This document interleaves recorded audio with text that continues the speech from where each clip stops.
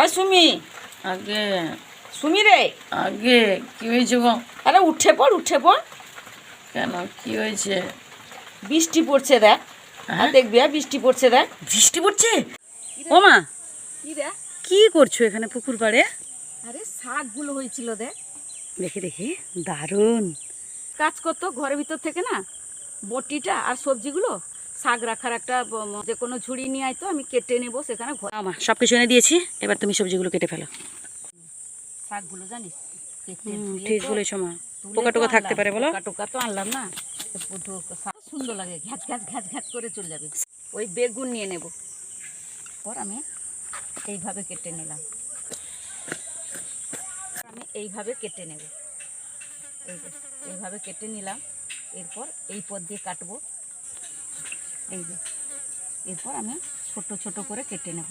এই উচ্ছাটা আমি দিয়ে দেবো শাকের সঙ্গে, ওই শাকের সঙ্গে, ওই সাদা শাকের সঙ্গে কিন্তু উচ্ছাটা খুব ভালো লাগে।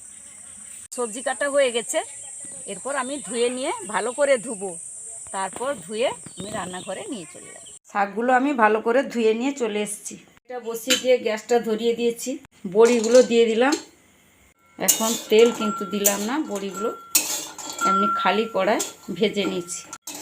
এবার বড়িগুলো ভাজা হয়ে গেছে, আমি একটা বাটিতে তুলে নেব। এরপর তেল দিয়ে দিলাম, ফোড়ন দিয়ে দিলাম, দেবো তেজপাতা, শাকগুলো দিয়ে দেব,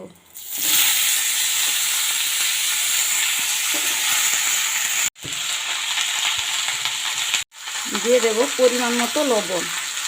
ভালো করে লবণটাকে নিচের দিকে আমি উল্টে দেব। এই যে সুন্দর নরম হয়ে গেছে একদম। হলুদ গুঁড়া দিয়ে দেব, লঙ্কা গুঁড়া দিয়ে দিলাম।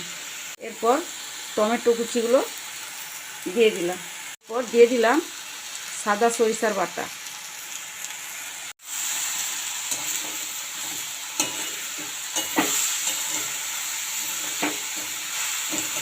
দিয়ে দেব বাটনার জলটা। আমি ঢাকনাটা দিয়ে 5 মিনিট রেখে দেব। বড়িটা যে ভেজে রেখেছিলাম গুঁড়া করে নেব।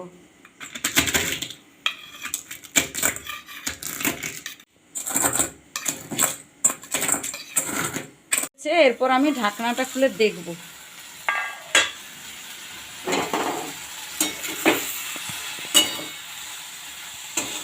কত সুন্দর হয়ে গেছে শাকটা। আবার একবার ঘেঁটে ঘেঁটে দেবো এইভাবে।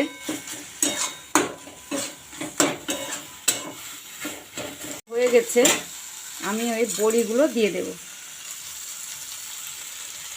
আপনারা তো দেখলেন আমি পুকুর পাড় থেকে তুলে আনলাম, এতে সার ওষুধ কিছুই নেই। আর কিভাবে রান্না করলাম আপনারা দেখলেন। এইভাবে বাড়িতে আপনারা রান্না করবেন, খেতে ভালো লাগবে। এতে ভিটামিনও আছে, মুড়ি ভাত পান্তা সবটাতেই ভালো লাগে শাক। আর আমি পেঁয়াজ টিয়াজ তো দিইনি, এমনি নিরামিষে কিভাবে করলাম দেখুন কত সুন্দর। বলতে বলতে শাকটাও আমার হয়ে গেছে। এরপর আমি খাবারের জন্য নামিয়ে নেব।